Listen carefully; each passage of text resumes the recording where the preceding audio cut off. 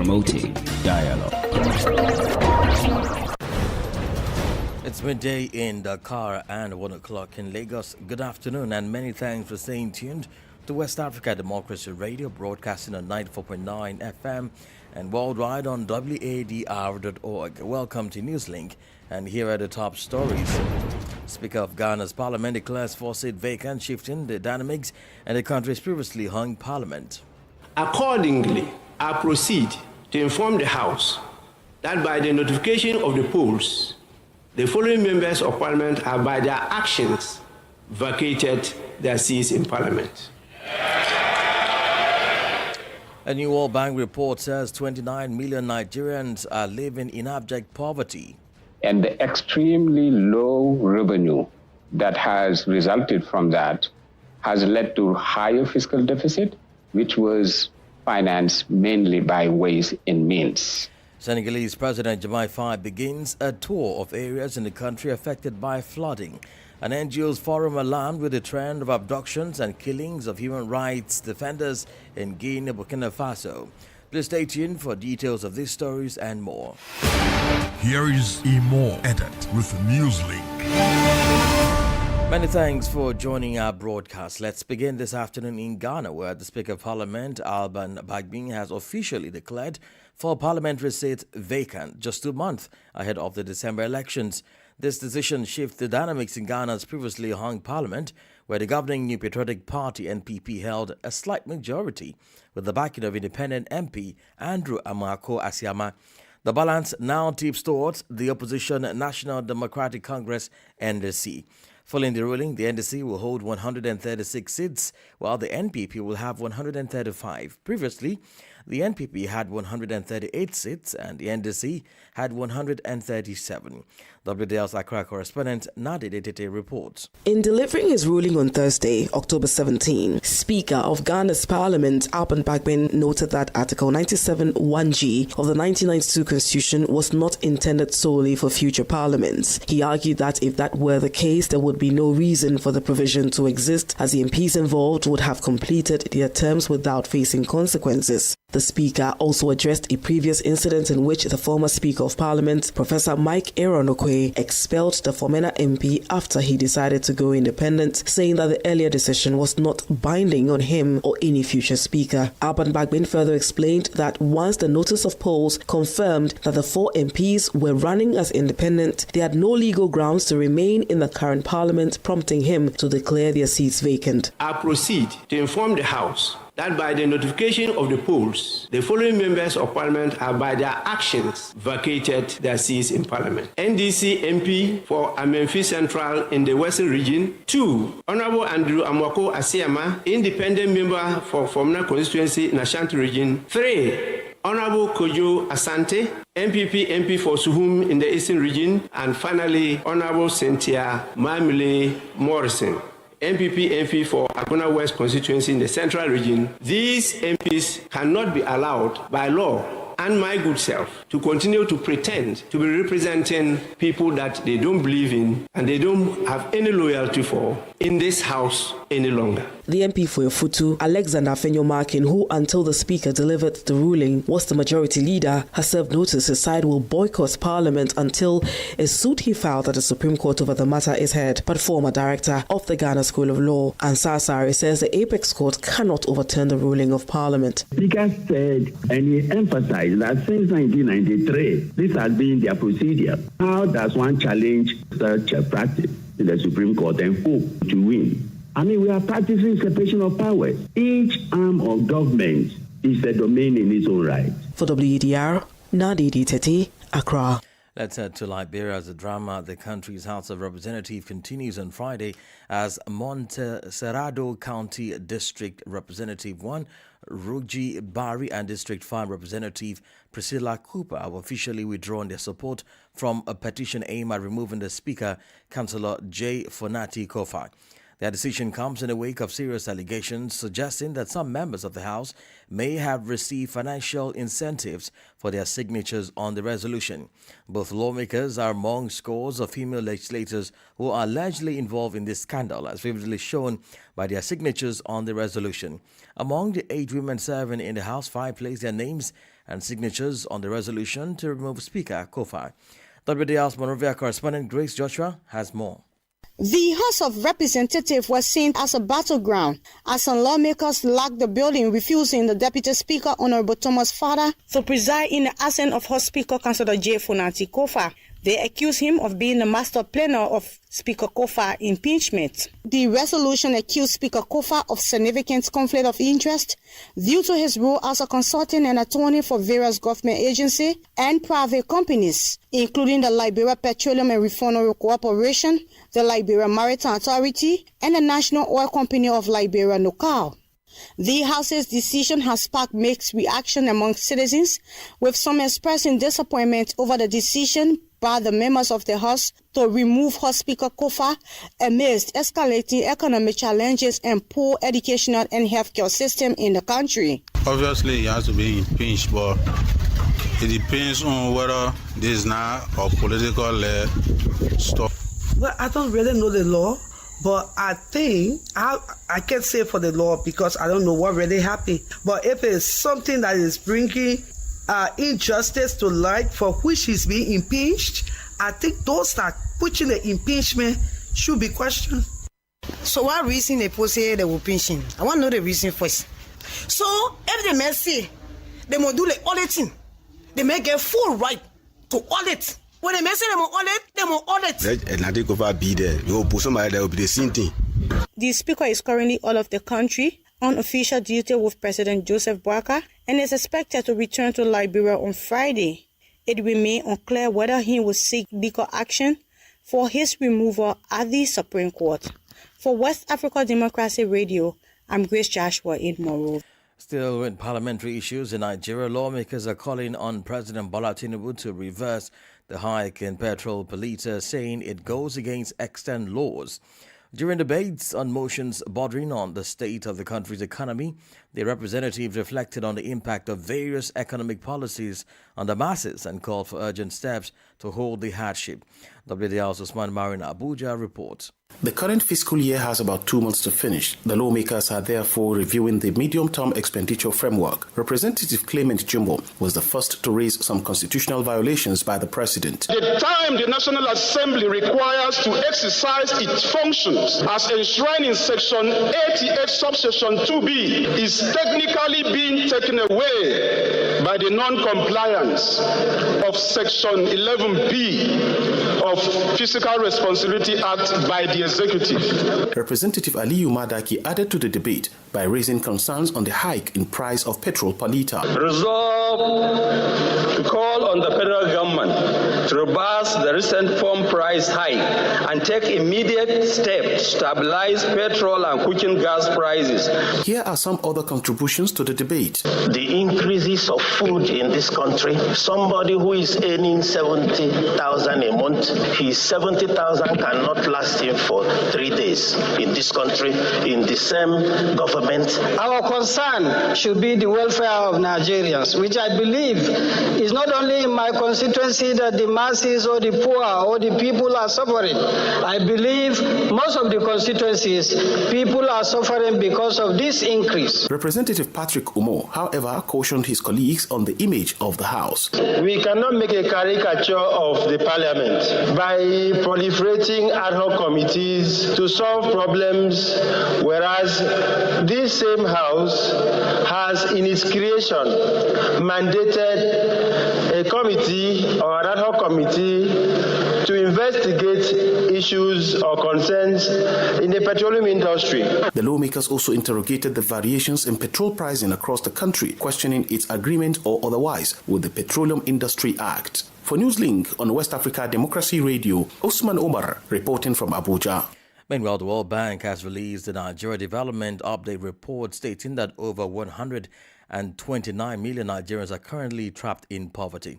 It released a report on Thursday in Abuja's headline inflation rises, forcing millions of Nigerians into hunger. According to the global financial body, the over 129 million Nigerians represented a sharp rise from 40.1% in 2018 to 56% in 2024. The report stated that there was an increase from 115 million in 2023 to 129 million in 2024, which means that 14 million Nigerians have become poorer this year. The Washington-based bank attributed this surge to inflation, poor economic management, and external shocks. And Jamet Diop is the World Bank Country Director for Nigeria. Because these reforms that the government has been implementing are course correction reforms. So it's really important to go back to 2022. At the time, PMS subsidy represented 4.5 trillion. FX subsidy, which is essentially remitting government fiscal revenues at a lower exchange rate, lower than the market rate, represented about 6 trillion naira.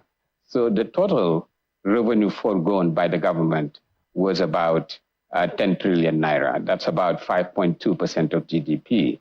This is a very large amount.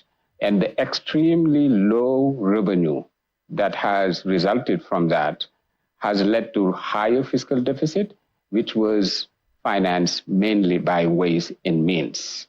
The total accumulated stock of ways and means was about 11.2%. That's more than $30 billion. That's very, very, very large.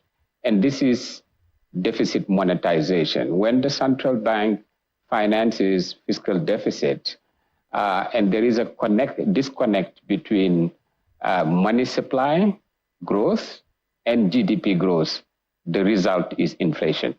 Essentially, money supply was going this way, and then GDP was sort of flat. That was Jamet Diop, World Bank Country Director for Nigeria.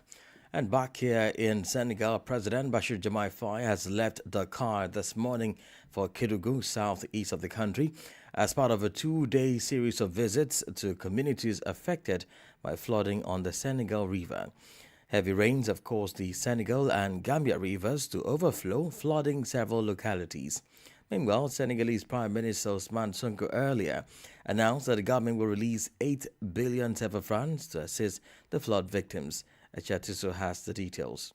President Bashir Diomaye Faye's upcoming visit to the flood-affected areas serves as a gesture of state solidarity with the victims. He is set to visit the Kédougou region this Friday, where he aims to assess the situation firsthand. At the Council of Ministers meeting on Wednesday, Faye stressed the need to bolster natural disaster prevention strategies. He also directed officials to escalate the emergency response and relief efforts with a particular focus on safeguarding crops, livestock, and economic activities in the impacted regions. The president highlighted the critical importance of consistent monitoring of the hydrological situation, working in close collaboration with the Senegal River Basin Development Organization, OMVS, and the Gambia River Basin Development Organization. He concluded by emphasizing the necessity of designing a comprehensive development plan to protect communities along the rivers from future floods. Notably, ahead of the president's visit, Prime Minister Ousmane Sonko announced an 8 billion CFA franc relief package to aid the flood victims. This decision followed a high-level coordination meeting involving various ministries and humanitarian organizations, including the Senegalese Red Cross, to ensure a well-coordinated and effective response to the crisis. We will bring you update of this tour in a subsequent bulletin. Ejatiso had that report. In Benin, the government says it is working closely with the authorities of Equatorial Guinea to organize the return of Beninese migrants in difficult situations. The government of Benin, through its Ministry of Foreign Affairs, says it has taken steps to repatriate several dozen Beninese migrants currently stranded in Bata, Equatorial Guinea. The migrants were rescued after drifting at sea for nearly 20 days after running out of fuel while attempting to reach Gabon. Oguberika completes the story. The migrants were part of a group of 87 people, including Togolese and Burkinabés, on a boat heading for Gabon. A fuel shortage left their boat adrift, and the captain, who had gone to get fuel, never resurfaced. After 20 days without food or drinking water, they were rescued by the battered gendarmerie. The vice president of the Beninese community in Equatorial Guinea, Gilbert Yesasu Sagbo, has called on the Beninese authorities to intervene and facilitate the repatriation of these compatriots. The Beninese government responded by deploying an operation for their return. Cotonou recalled that such tragedies highlight the deadly risk of irregular immigration. Benin reiterated its commitment to strengthening the protection of its citizens abroad and ensuring their safe return. According to Wendy Williams' report, Migration Trends to Watch in Africa in 2024, published on 23 January 2024, intra-African migration has increased by 44% since 2010. It is mainly driven by economic opportunities, particularly to countries such as South Africa, Cote d'Ivoire, and Nigeria. Rural exodus accentuated by the effect of climate change is pushing millions of people to migrate to urban centers, which could lead to international migration. Ogabirika filed that report. Burkina Faso is enhancing its military capabilities with new equipment. On Thursday, the Minister of National Defense delivered a batch of machinery to the General Staff of the Armed Forces. This equipment includes vehicles for transportation, road construction and dam building, such as bulldozers, graders, semi-trailers and compactors. Let's hear more from Minister Kasum Koulibaly on this development. You will recall that there is an equipment plan that was scheduled, and we are implementing the delivery of materials in stages. It is important to recognize the efforts made by all Burkinabe citizens, and the national budget allocated for of these resources so that the defense and security forces can operate more effectively in every possible way. This morning, we witnessed the handing over of equipment and logistical resources. This is intended to support the ground troops in carrying out more effective offensive actions. The President's commitment is to ensure that the military, wherever they are, can live, move, and engage in combat. Minister of National Defense of Burkina Faso, Kasum Koulibaly. You're listening to Newslink on West Africa Democracy Radio, 94.9 FM Dakar, and across the partner stations in the sub-region. Here is a reminder of the top stories. The Speaker of Ghana's parliament declares 4 seats vacant, shifting the dynamics in the country's previously hung parliament. A New World Bank report says 129 million Nigerians are living in abject poverty. Senegalese President Diomaye Faye begins a tour of areas in the country affected by flooding. And still ahead in the news, NGOs forum alarmed with the trend of abductions and killings of human rights defenders in Guinea, Burkina Faso. We do have a guest interview and sports news. Please stay with us. West Africa Democracy Radio. It's you speaking. We're streaming live on wadr.org, YouTube and Facebook. The National Security Council of Cote d'Ivoire has dissolved all student unions. This follows the murder of 2 students in Abidjan a few weeks ago who were members of the Student and School Federation of Cote d'Ivoire, FESCI. They were reportedly killed by their still unidentified FESCI colleagues. In response to public outrage, the government has taken the matter very seriously and announced that it would take strict measures to restore order within universities and student associations. Christopher Teacher has the details. The National Security Council was chaired on Thursday by Ivorian President Alassane Ouattara. In addition to dissolving all student union associations, the council also announced that police presence would be maintained on university campuses. Fideli Sarasoro is the executive secretary of the National Security Council. After reviewing the reports of the ministers responsible for justice, security, and higher education, the National Security Council has decided to maintain a police presence on high-risk campuses in order to restore a secure environment conducive to the proper administration of quality education. The National Security Council also stated that it would continue these actions, I quote, to secure the university area and help shed light on this matter. Le Conseil national de sécurité décide. The National Security Council has decided on measures to vigorously continue the cleanup of university campuses with the aim of eliminating all illegal practices and to promptly arrest all individuals involved in the murder of the 2 students in order to bring them to justice. En vue de les traduire devant les tribunaux. Following the murder of 2 students, which sparked anger and indignation in the country, about 40 people were arrested or referred to the Abidjan Police Prosecutor's Office as part of an investigation. Among them is the Secretary General of FESI. According to the authorities, approximately 5,000 people were unlawfully housed in the university residence of Abidjan Boaké, and Dalwa have also been evicted. Several bladed weapons were seized during the operation. Abubakar filed that report, and it was voiced by Christopher Ticho. Now, the NGO's forum says it is alarmed with the trend of abductions and killings of human rights defenders in Guinea, Burkina Faso, and Zimbabwe. The forum also expressed concerns on human rights violations in countries that experienced the overthrow of governments in recent years, including Mali, Guinea, Niger, and Burkina Faso. The rights defenders further stated Africa is still at a crossroads in terms of human rights challenges. Anna Foster is the chairperson of the NGO Steering Committee and delivered the statement on their behalf. It asserted that Africa remains at a crossroads as it continues to face serious human rights challenges characterized by conflict, insecurity, and violence, highlighting, among others, the rise in cases of violations of women's rights, poverty against indigenous groups, disease, internal political strife, taking up of arms by rebels, extrajudicial killings, and continue to bring hardships to the majority of our citizens of the affected countries. Unconstitutional changes of government and its attendant challenges of instability also were raised in a number of countries, including Chad, Guinea, Mali, Niger, and Sudan, where serious and massive human rights violations are being perpetrated against civilian population. The situation of human rights defenders remains precarious, exacerbated by the increasing closure of civic space.